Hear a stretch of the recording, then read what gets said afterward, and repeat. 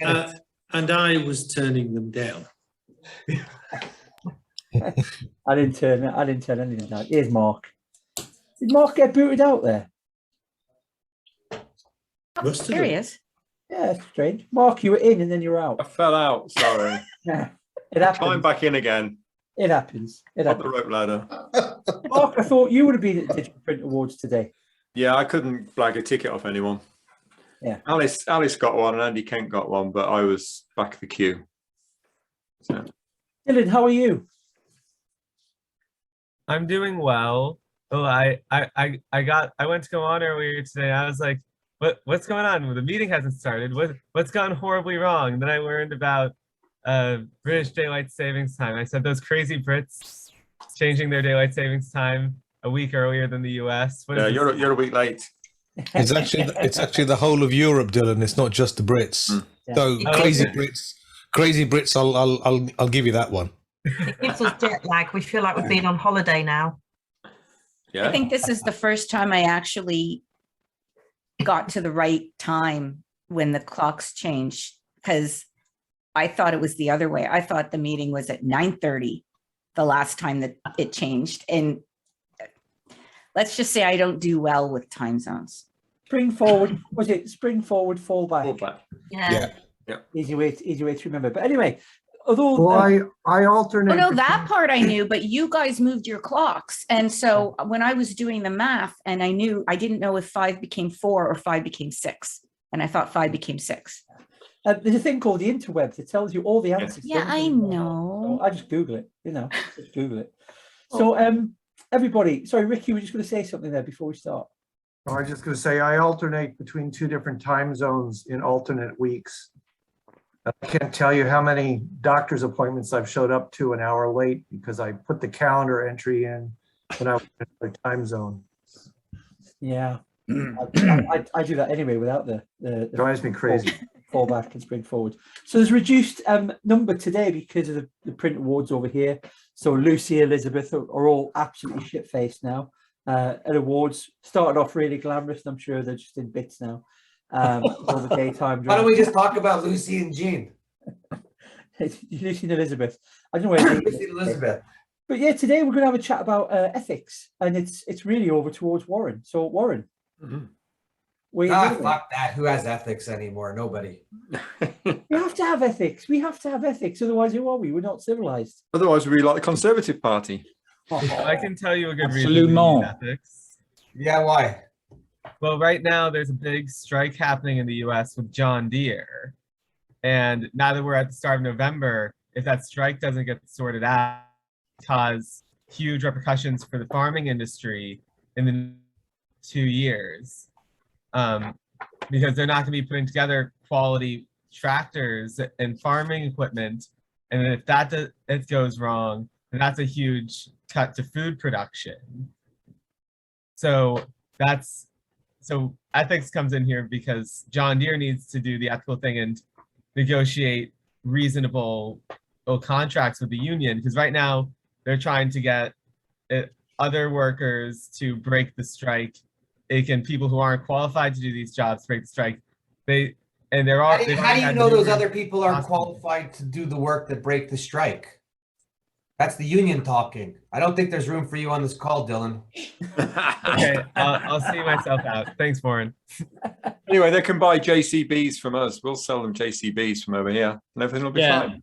And anyway, most people in the US eat too much anyway. But it brings up a good point, because I think is it in Canada where there are certain workers that are not allowed to strike, like and the UK. Police, ambulance. I know every time the postal workers go on strike. They are allowed to strike. Not here, they're not.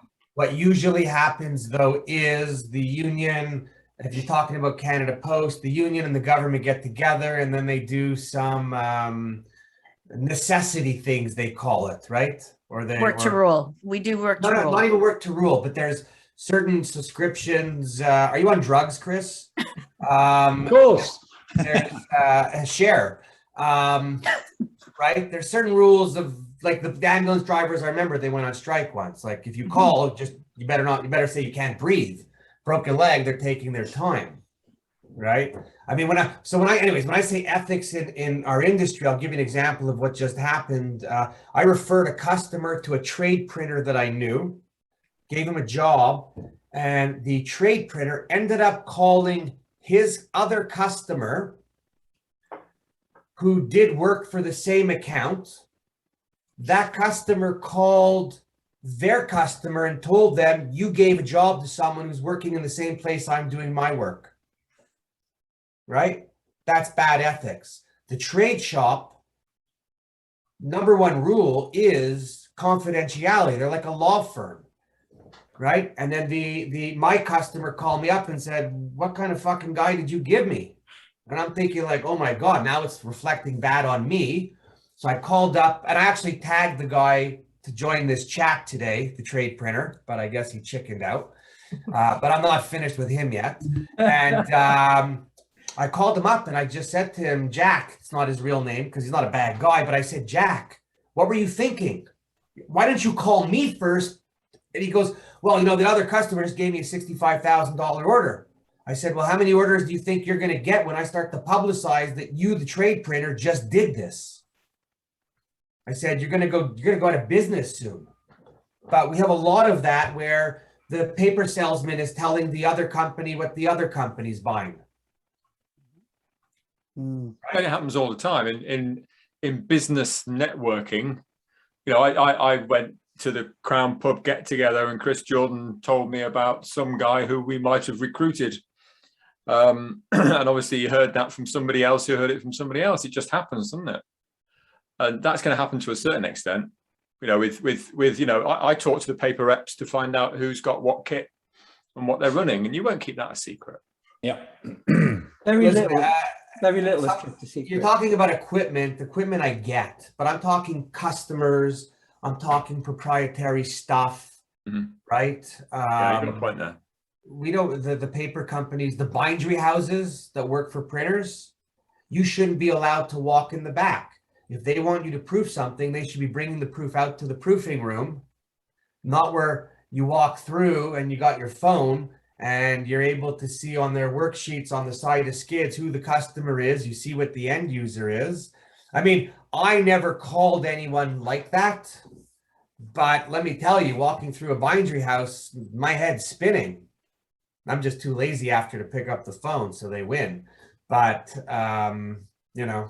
but it's just the trade. And in my own shop, if I would have people walking through my own shop, I never cared who saw what, because I used to think that we were strong enough with our customers that if someone would call and say, oh, you're printing with so-and-so, give us a chance. If they did, I was doomed anyways, right? Because nobody gives somebody a chance when you're in solid with them. So you're saying that bad ethics is disloyalty, is people breaking your trust and being untrustworthy. Is that your definition? No. What's your definition of ethics then? Hang on, I'm going to Google it right now. No, my definition is about just being just confidentiality. Yeah. It's like the law firm, right? No, if you're a trade printer, you do work for another printer. It's like you're a lawyer doing work for another client. We print for a lot of other printers and we wouldn't give out the information of who we're printing for. And also we wouldn't contact that company because that is unethical. Yeah. Here's a question for you then. What's the difference between ethics and integrity? I work there.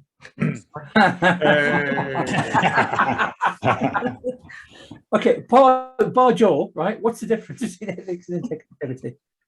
Yeah, because I think integrity is the most important thing that you need. Oh, they're very similar. I think they're very similar. Yeah, if you've got integrity, you've got a good ethical standpoint, haven't you? Yeah. I think ethics tend to be more legally binding. So there would be policies in place to ensure ethical standards, whereas integrity is personal. That's how I see the difference. I'd probably be the same. A person can have ethics and a business can have ethics, but to operate well, I think you've got to have good integrity. So Agreed. I think the biggest key is all working together to help each other and not go behind the back door, so to speak, and borrow their customers, because that's where everything falls down. It gets a bit nasty. yeah.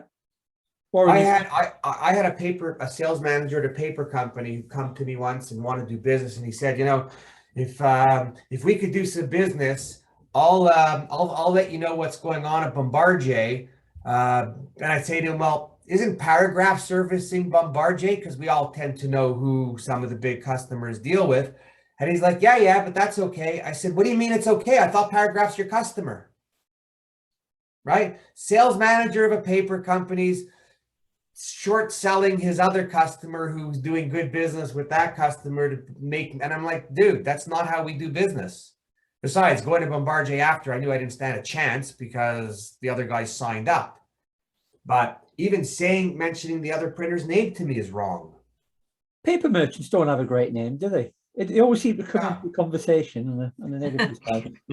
Maybe Because there's much fewer of them than there are of everybody else. So they have all the dirt on everybody. And they're much richer. I mean, trees just grow on the ground. I mean, where's their cost? You know? Yeah, but most paper merchants are middlemen. They're not the mill owners, so they're dealing between two parties, and they are on a regular rota, a roster of visiting customers on a regular basis to see, have you got an order for me today? And when you do that kind of sales, then you're going in every week possibly to see somebody, and you need to think of something to talk about, because your product is the same product it was last week. Yeah. And so you end up talking about all kinds of stuff, and I think you get compromised when you're in that position. People push you around a little bit because you're a commodity supplier. The two worst people for talking is the paper truck driver and your shipper. Yeah. Right. I remember that I once wanted to press some news around, and I told I actually told our shipper to tell the paper merchant driver that we just bought a 10-color UV perfector press. And he goes, why? I said, because I'm doing an experiment. I want to see how many hours it takes for the phone to ring. And it didn't take more than 24 hours for my phone to ring and someone to call me and say, hey, just heard you bought a 10-color. And I said, actually, you're the first person to call on this bullshit story because I just told the truck driver. And he's like, whoa, right? But it's, I don't know, we got a lot of old white men in this business that got to break it up a little. Does that mean you've got bad ethics and low integrity because you've started gossiping like that? Because what? Oh, absolutely. I'm not a printer anymore, so it doesn't matter. Well, you know, Warren, he's an absolute madman. You can't trust him for anything. He's a wild card.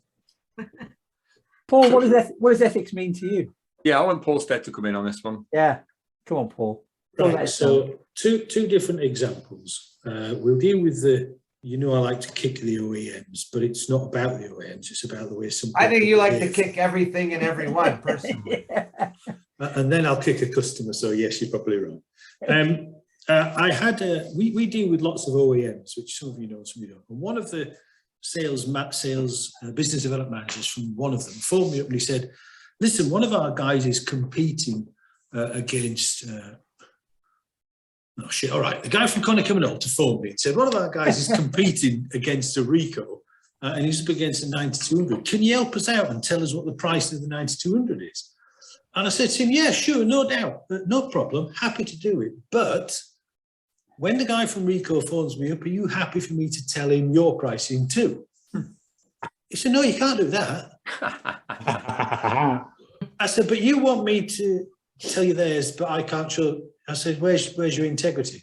He's never asked me again. And fair dues to him, he kind of backed off and he said, yeah, I'm sorry, I shouldn't have asked it.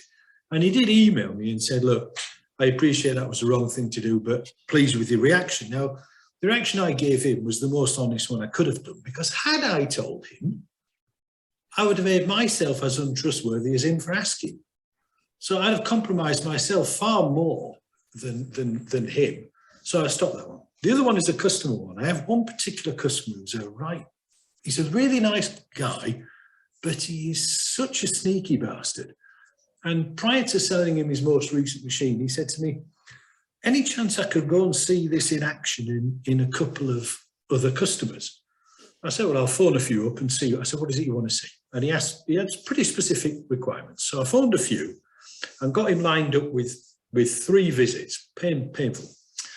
During the first one, I was watching him and he spent most of his time looking round the guy's print room, looking at what he was doing, looking at where he was doing the work for and everything else. And afterwards, when we left, I phoned the customer back. I said, look, I'm sorry. I think he was looking around. I said, but I'm going to do what I can to mitigate that. I then phoned the guy back and said, David, sorry, we can't go on any more customer visits. He said, why not? I said, because you've made me feel uncomfortable by standing looking at the specific work that the other people were doing. What I did is I put my own sale massively at risk. But he actually responded to me and he said, yeah, I did do that. He said, I can't help myself. He said, thanks for telling me. I said, well, you wouldn't want me bringing somebody into your premises that was going to do that, would you? No, he said, I wouldn't. So there you go, lesson learned. I got a bit of respect out of him and a bit of respect out of him by being honest and being forthright, almost at the risk of losing business. I wish they could all be like that. One last one. I put a poll on LinkedIn a few weeks ago. Now, I know that some of you saw it, but I took it down after 3 hours.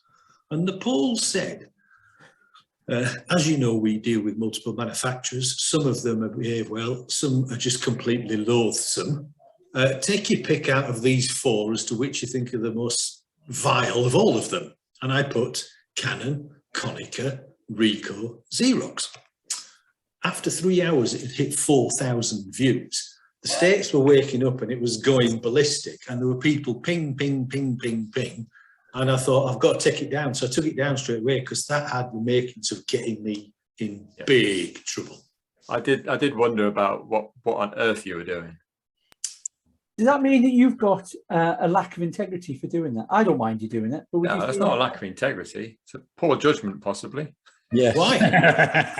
Why is it poor judgment to ask people for an honest response? Call. I think that there's a big connection between integrity and judgment.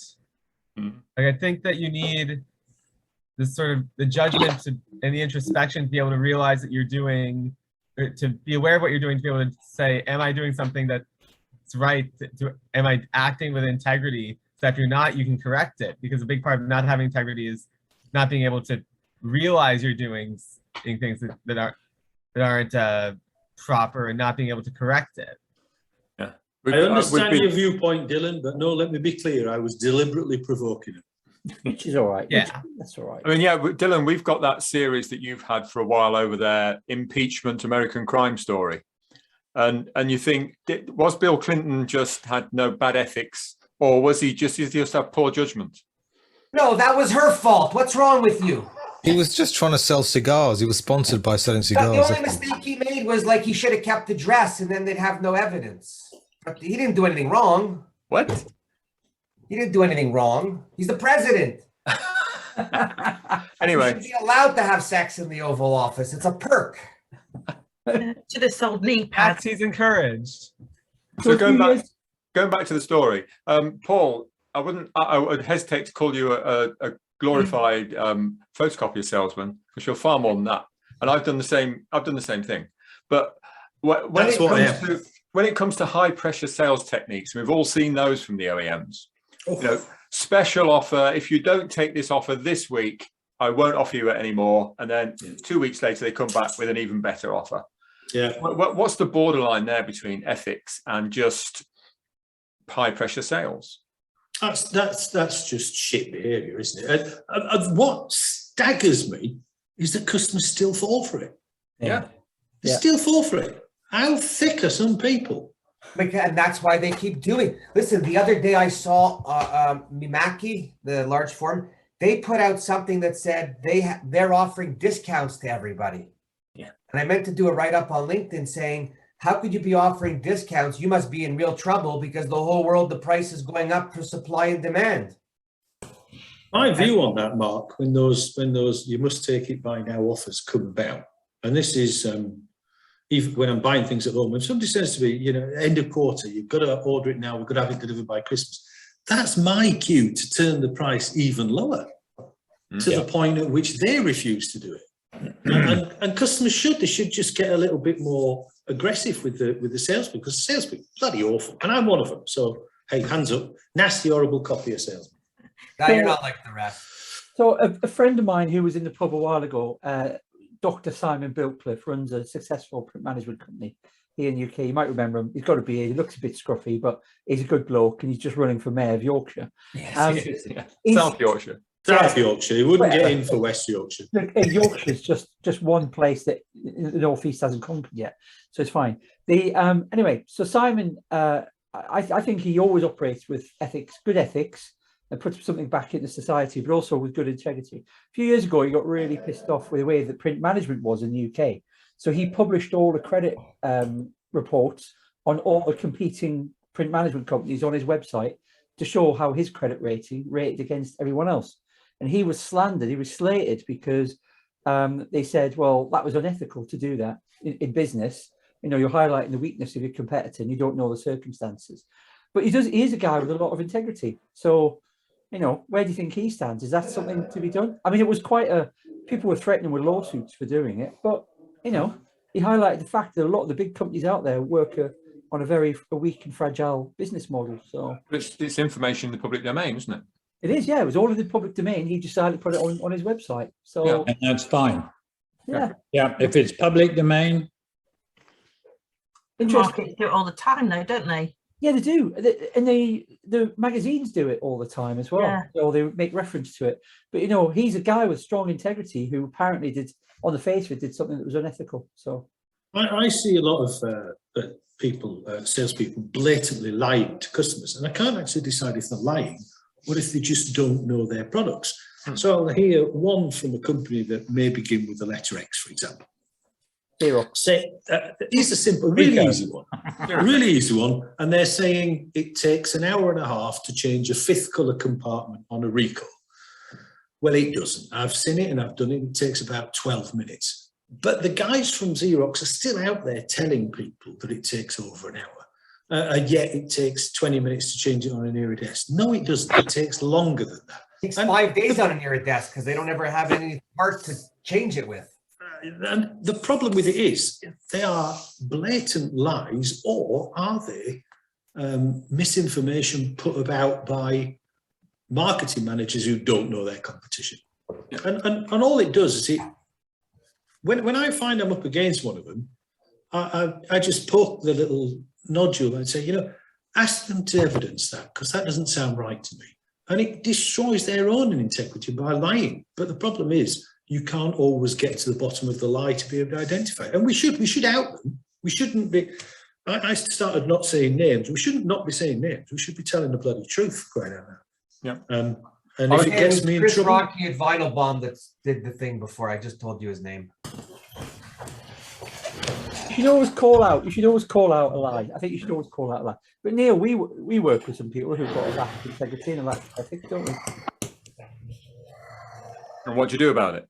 What do you do about it, Neil? What do I do about it?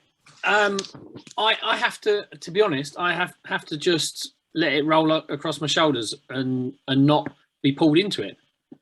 You know, if it affects me or it claims what my feelings are, then I have to call it out.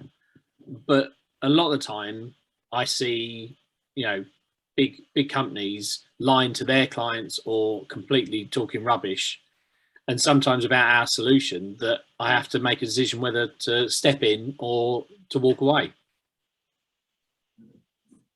At what point, when you see somebody, not necessarily lying about your product, but where you see somebody involved in malpractice, at what point do you blow the whistle? Right away. Yeah. Well, you say that, but a lot of my dealings and my clients, I'm NDA'd that I can't disclose their actions and their situation. Or what happens? Nothing. Oh, it's difficult. That's what NDAs have become. Nothing. Yeah, it's difficult to rely on business for revenue as well, isn't it? It's difficult. You know, Paul, if you're waiting to get a sale on a press, or Mark, you're trying to sell a giant Fuji, you know, inkjet, you know, sometimes you've got to let it roll, haven't you? I'll walk away before I tell you an untruth. I'll walk away before I try and mislead you. I'll walk away before I even get compromised into doing something remotely dishonest. Not interested.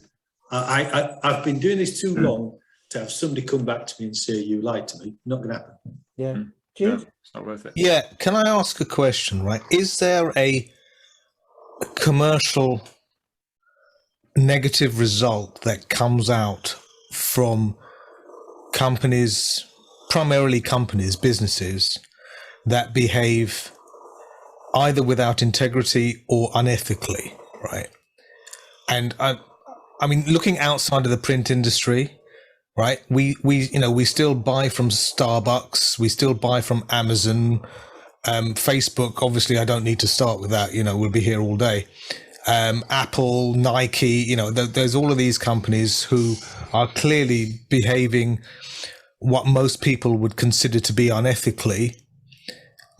Yet Uber, there's another one. But does it affect them as a business? No, we all moan and groan about Amazon, the way they treat their employees, yet we're still on there buying whatever we need to buy on Prime. Is there a negative connotation for this kind of behavior within the print industry that's different from the rest of the commercial world? Is that because they're faceless? I mean that because when you're dealing with a company and a salesperson, account manager, a rep, a director, you're seeing an individual who you deal with on a day-by-day, week-by-week, month-by-month basis, whereas Amazon, Facebook, eBay, or all of those, they're all faceless. You don't know who. I get what you're saying, because I'm the same. I do buy off of Amazon and sure, so do I. Yeah. Yeah, but you do it because the benefits outweigh what you feel is potentially, That's right. So you're like, okay, I'll overlook that because I know I can get something by tomorrow. It's so I'll convenient. overlook that. Yeah. When things are convenient, you overlook the environment, sustainability, all kinds of The things. whole lot. Absolutely, because Mark. Yeah. it's convenient. So what about brands that are behaving more ethically? The only one that comes to mind is Patagonia, but I'm sure there are others. And I think Patagonia reaffirmed their decision never to advertise on Facebook, for instance. And I think they posted something on LinkedIn this week. That is clothing brand. Sorry? Is it a clothing brand? What is it? Yeah, Patagonia is a clothing brand, yeah. Okay. And McCartney's the same. Do any of you remember Mark Bidewell? It was one of my customers that came on here when we were having that conversation about green. Bison print. If you look on LinkedIn, he's put an announcement on there today, but Mark is absolutely 100% true to his thought process. And he's turning away a business that he doesn't think is ethical business to run, that he doesn't think is acceptable and proper business to do. I've got Timmy after him. He's standing by it. And it must be affecting his overall turnover, but I don't think he cares about that. I think he cares about the longevity of his organisation and what he is or isn't doing as he goes through life. Good lad, Mark. Yeah, we do something similar on. We turn down actually probably 70% of the inquiries we get, because we have like a 3 rules thing that's posted on our website. But yeah, we turn down probably 70% of the inquiries we get. It's quite hard to get us on board, and that's for various reasons. It's ethical, but there's other reasons as well. What are the 3 things, G? Does anyone know what that is? What are the 3 things? They're watching you, Paul. Well, I was fascinated by what Paul was showing. It looked like something that went up his rear end. They're listening to you, Paul. And now we've come full circle. Get that tinfoil hat on, quick. Yes. Miss Cooper, your fascination with my back passage is starting to alarm me. I've got a really warped sense of humour. Sorry. What is it? What is that? It's yours, isn't it? What are you doing? I'm in the office. Are you on remand again? It says owl on the side. Oh. Owl. Is it a speaker? Oh, I'll do those teleconferencing things, don't they? You know, the ones that follow you around the room. And out of the room and into your car and all the way home. And not people there. Hey! Sorry, I do apologise. I was just surprised. I like technology. And Gee, I thought it was interesting, mentioning about the big names, and Joanne put about Amazon in there. But, Amazon to me is a lighthouse, how a lot of other companies should be. I know there's a downside, but last year, when everything was going tits up, they announced to employ 100,000 people. They started employing people when everyone was laying people off because of the situation we're in. Every office in the UK of Amazon donates a percentage, small percentage, to a local charity, and Lucy's benefiting on that with her project. And they're also delivering medical and vaccines in Europe. So there's a downside to these big companies because they are big companies and everyone can look at them. Facebook is just the devil, so forget that.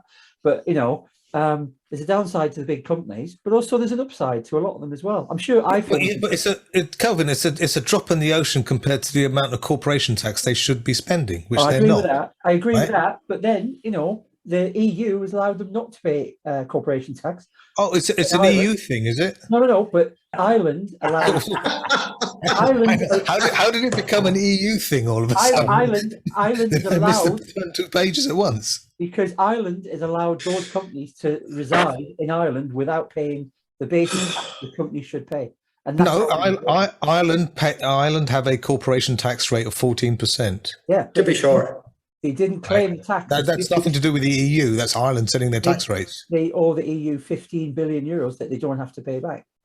That's one of the issues that Ireland has. The issue, I mean, from their perspective, if we look on the other side of the fence, right, as a publicly traded company, all of these companies have a fiduciary responsibility to their shareholders. So they register in Ireland because they pay the least amount of tax, and they offset sales made in other countries and book them as Irish sales, in the same way that Apple and Google have all of this money staying offshore. There's like $3 trillion worth of money that stays offshore, which doesn't attract income tax, and that's part of their responsibilities. So I think I read, didn't they do that something this week where a load of countries agreed that there was going to be a minimum corporate tax rate of 15% or something? Yeah, that's what they're trying to solve, that problem. But the thing is, the big companies are always going to get poked at. But what about the small companies? So you mentioned about the print industry. Does the print industry get any stigma?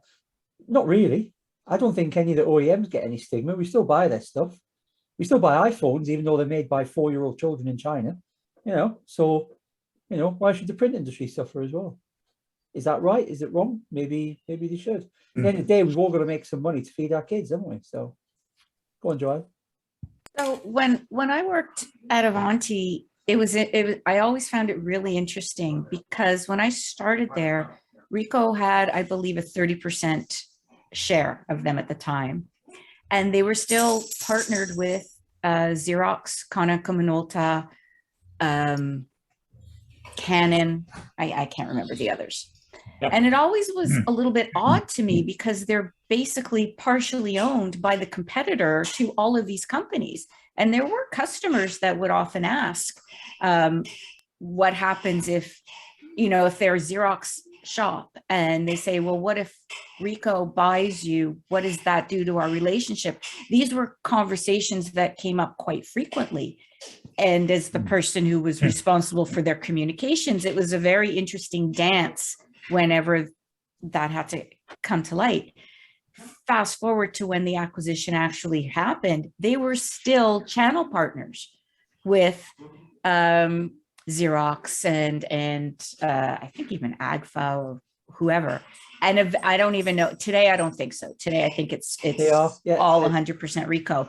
But it was always, I always felt really bad for the channel sales guy because he still had to deliver. His performance was based on channel revenue and not just from Ricoh, but from the others. But he wasn't getting it from the others because of Ricoh. And I found that very questionable. Like, what would you do if you were owned by one of these manufacturers, but yet you were still playing with all the others? How would you handle that, Paul, for example? I can't answer that because I don't have that problem. We sell all of the manufacturer products. It's not. If a manufacturer came along and bought us, I wouldn't stay, so it wouldn't be a problem for me. The reason I wouldn't stay is they'd sack me. They'd look at my LinkedIn posts over the years and say, troublemaker, get him out.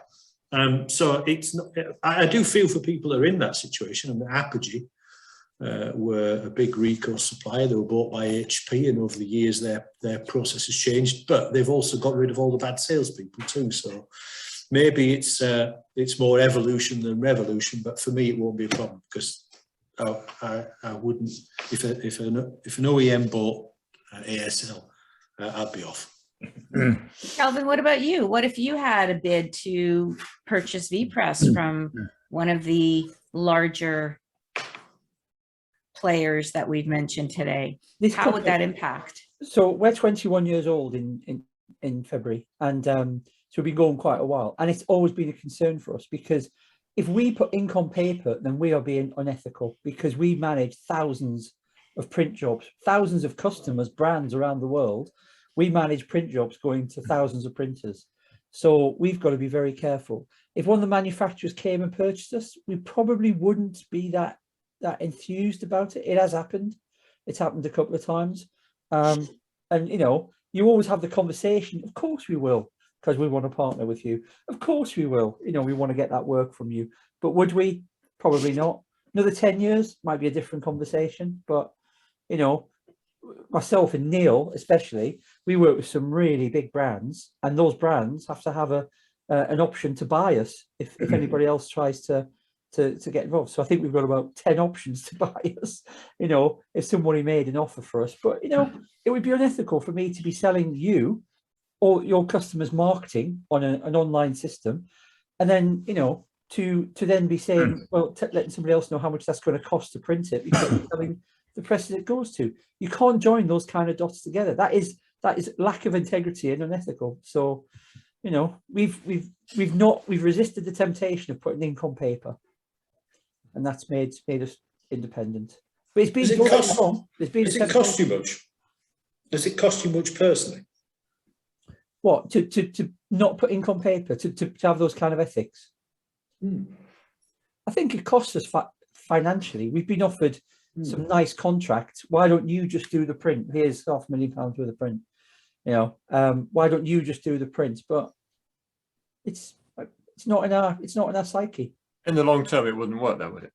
In the long term, it would piss off our customers, and we'd lose our revenue. Yeah. So our conversation has completely revolved around the seller. What about the buyer when it comes to ethics? I'm hearing a lot, you know, for example, about the majority of people in America believe that we need to be carbon neutral, so we should be reliant more on electrical vehicles. Yet we have hit the boom year for SUV sales in North America. Never so many sales. So the buyer now is in a conundrum. He's buying something that is against his ethics, but he chooses to. Does this happen in the print world? I don't know. I know, and if a customer's offered, you know, who was it was talking about this, about offering print with a line item on there about here's a more was it a guy from Proco, wasn't it? Precision Proco. Yeah. They say this is the most ethical one, using the most, you know, sustainable options, and then here's the price is sort of midway, and here's the price that is, you know, we don't do anything sustainable at all, and the customer chooses. And he seemed to think that most people would pay 5 to 10% more for their print if it was sustainable. The most successful manufacturers are getting all the parts from China and all of their chassis from China and putting it into their own systems to get. So if you believe that there's an ethics issue, you should not be choosing that type of product. But what kind of buyer has the scrutinizing power within themselves to make such choices? I don't think they do. I think we just go for the bottom line. When we go onto Amazon, we look for the lowest price, and then we go a little bit higher, and that's it. Yeah. But it's not always possible to know where stuff is sourced from, is it? You can spend your life trying to find out where someone comes from. Often, you know, and you buy anyway. Yeah. Yeah, you know, that's a good question. Is there any brands that are out there? I mean, who's that? Chris has just mentioned Tesla. So been looking at electric car, and I've come to the assumption, and I don't know if I'm right or not, but in my opinion, it's not worth getting an electric car because it's not good for the environment. That's what I've looked at lately. I change every 5 minutes, and Neil, you've looked at that as well, haven't you?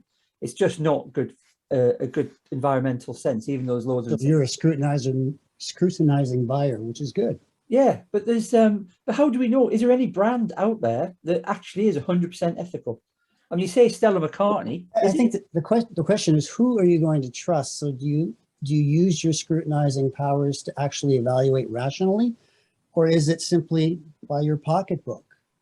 I think there's lots of tools to use, even in online buying, whether someone is trustworthy or not.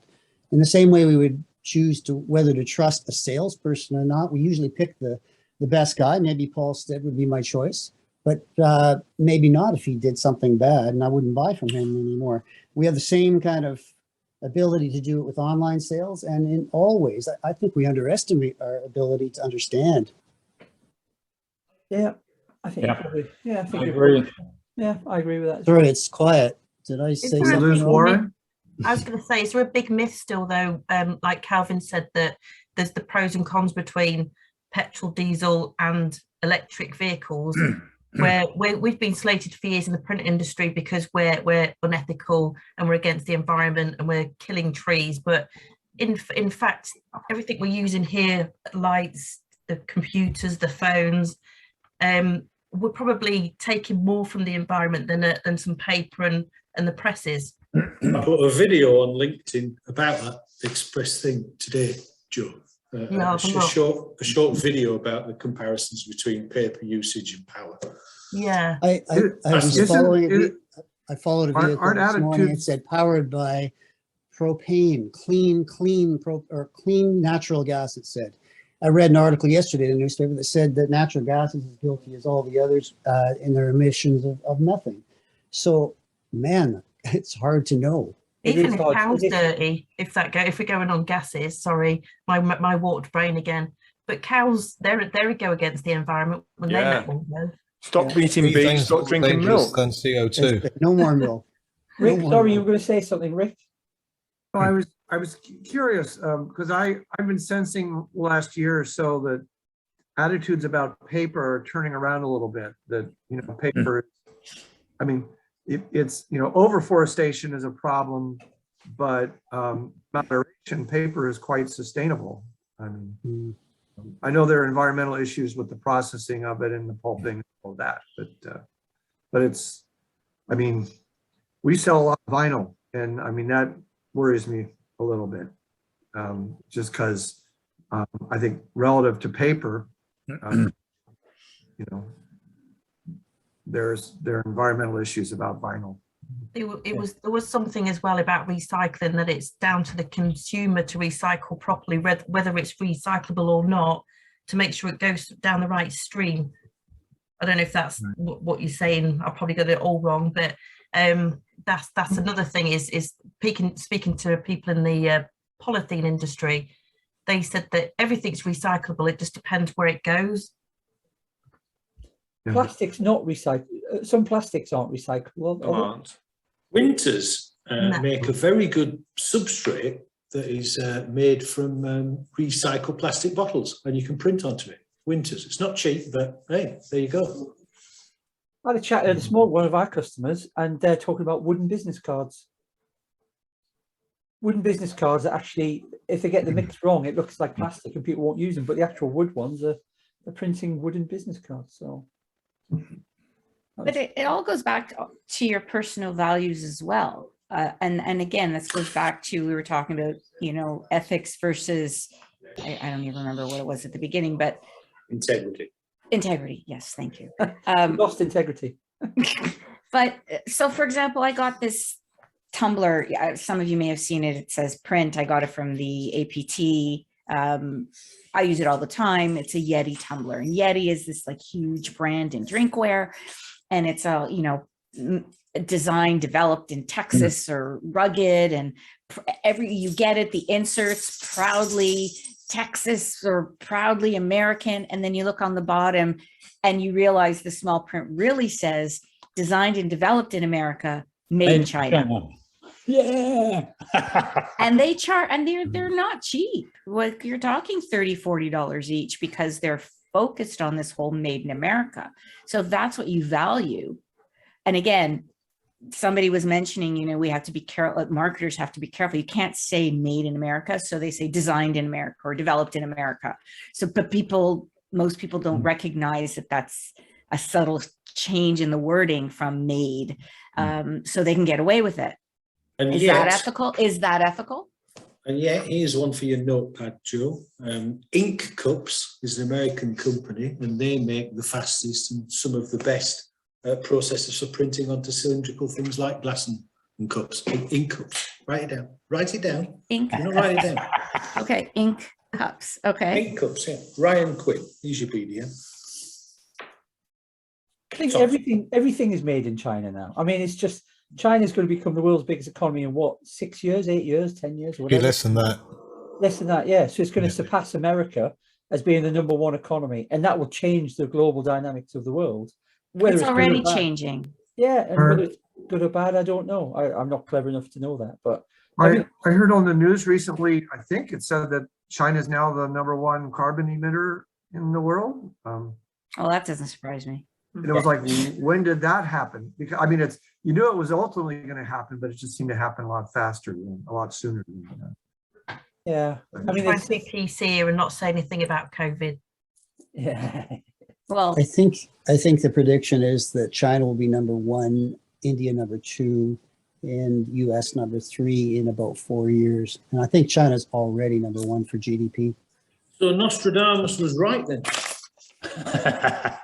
They haven't found. Well, if you're going to lead, yeah. in one area, you may as well lead in all. If you lead in carbon emission too.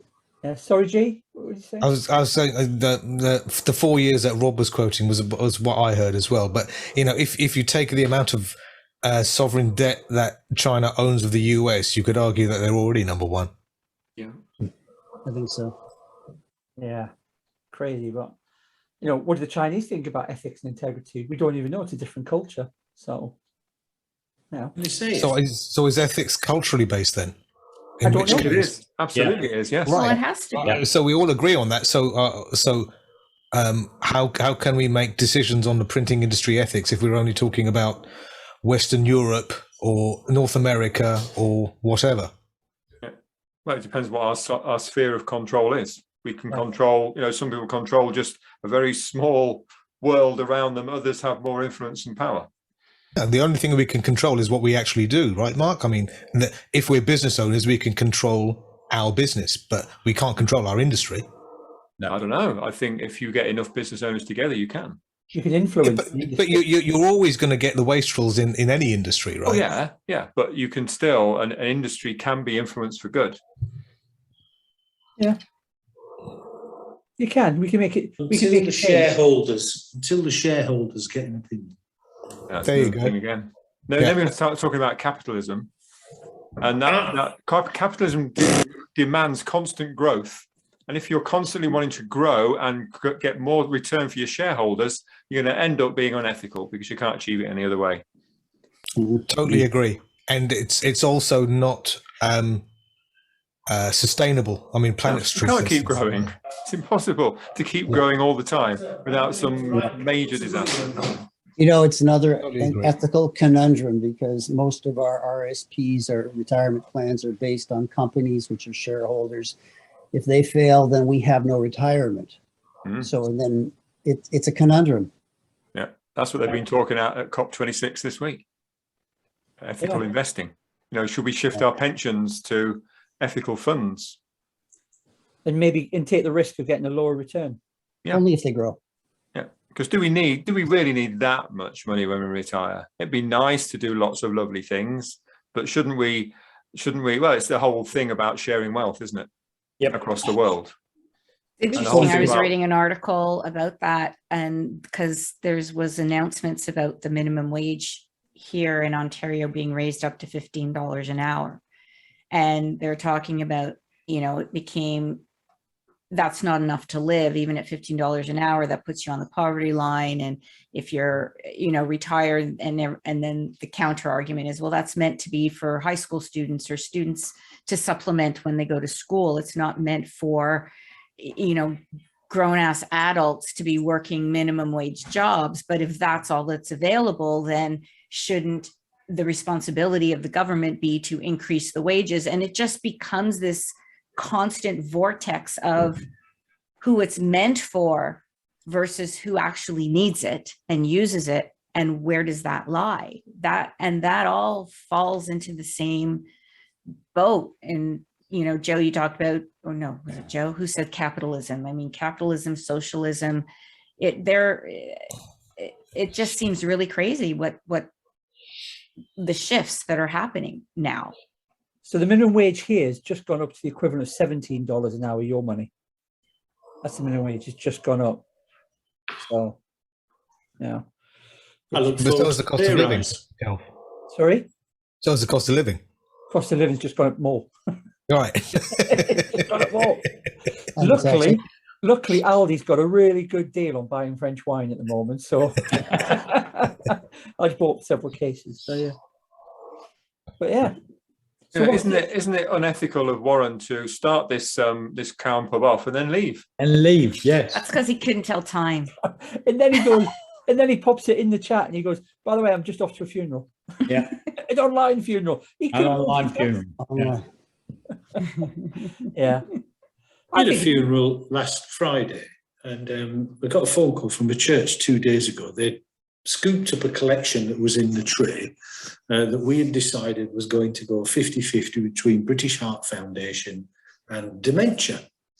And the guy that runs the church, he said to me, of course, the church takes a third first. I said, what? So apparently the church gets to keep a third of what's in the collection plate and gives us the balance. I said, I don't remember discussing that before the event. Yeah. Oh, no, he says it's standard practice. Said, Jesus, even God's got his hand in your pocket. Eh? I wonder. Yeah. That's not ethical. Yeah. Cheered you all up, didn't it? Hey, thanks for that. Yeah, thanks for that. So anyway, we're coming to the half hour on Warren's conversation. That was well managed by Warren before we buggered off. Back next week. Mark, it's me and you next week. It is, yeah. Have you got your person? Oh, hang on. Is this? Reserve your judgment, Mr. Stead. Yeah, Paul. What is it next week? Let's Oh, I know what it is. Poll. Hands up if you have a tattoo. Okay. Hands up if you have a piercing.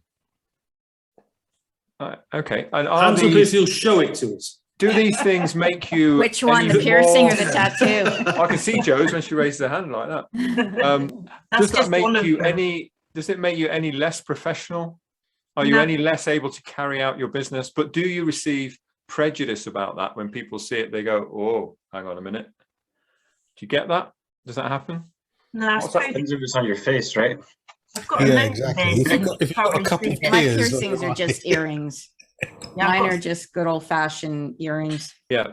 I mean, my daughters have got like 3 or 4 or 5 on one ear, but we've got somebody on who posted something on LinkedIn a couple of weeks ago and got a big response about what's acceptable appearance wise in the workplace, but also behaviorally as well.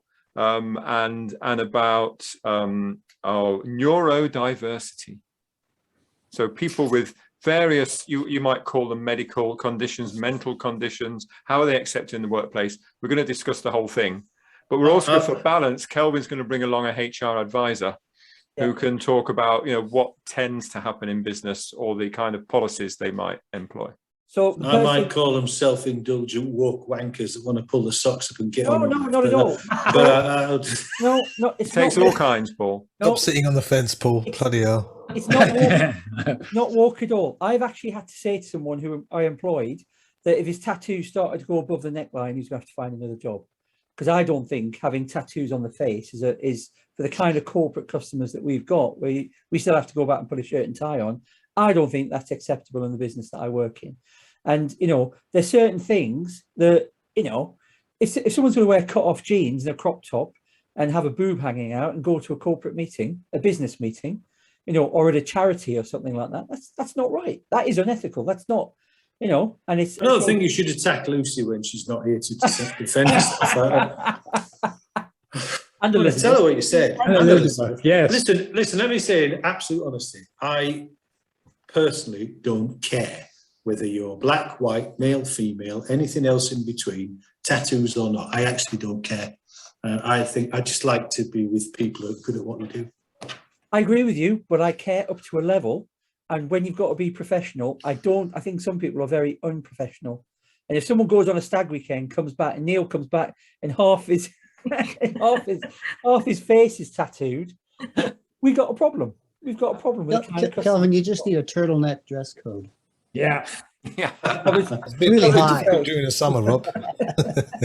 No, unfortunately, that dress code got sorted out last year. Yeah, the mask thing. It looks like it's going to be a very interesting and entertaining conversation next week. And I Anyway, will remain this young lady mute. I've spoken to obviously has made a lot of contacts on LinkedIn very quickly, and I've suggested to her that she invites a lot of them along to the Crown Pub. So let's see what happens, eh? Be interesting. And she's from Leeds. And she's from Oh, Leeds. That's right, from she's Bingley. not Actually. a bloody Yorkshire She's woman. from Bingley. Oh no. She's never going to get out of Bingley being like that. She's from Bingley. I think I might know who it is. I'm not sure. Ellie Middleton, her name is. No, there's another one that's pretty similar. Well, she's got a lot of tattoos around there. She's a LinkedIn influencer. All right. I know the one you mean, Coops. Yeah. She's got a nose ring as well, right? Yeah. I think she's from Manchester. Yeah, she's long blonde hair. Yeah. She looks a stereotypical, but she's a really intelligent lady. She's really good, actually. Yeah, I've seen her in my timeline from somebody else. Had a lot of slating because of her parents, because she's got big boobs and tattoos and all this sort of thing. So people just instantaneously probably think that she's a bit of a bint, but she's not. I'll invite Bit her of a along. what? What did you say? A bit of a what? Bint, I haven't heard what that is for a that? long time. B-I-N-T, Joe. That's a new one. What does that mean? Oh God, how do you explain it? Yes, I'm sorry. You have to It explain means for it's this. it means it's quite easy for ugly people like me to get close Yeah, to. bit All of right. a part likes having a good go. A level of selection is low. Just what is it? But what does it actually stand for? You can put it in the chat if you don't want to say. You know, it's not an acronym. It's an Joe, old I English got word. that, It's the but I same want as to a know what skank. it Bit of a stands loose, for. bit of a loose, slaggy. Yeah, like a bimbo. Yeah. Yeah. Bit of a It's an old English word. It's not an acronym. bit. But Joe, you should invite her along because it'll distract Paul for at least 5 minutes. Oh, I'll try. Anyway, we're looking forward to that greatly next week. So Yeah. well, what's appropriate, what's not appropriate, and also, everyone's gonna have different views on it as well, aren't they? I think everyone should have different views.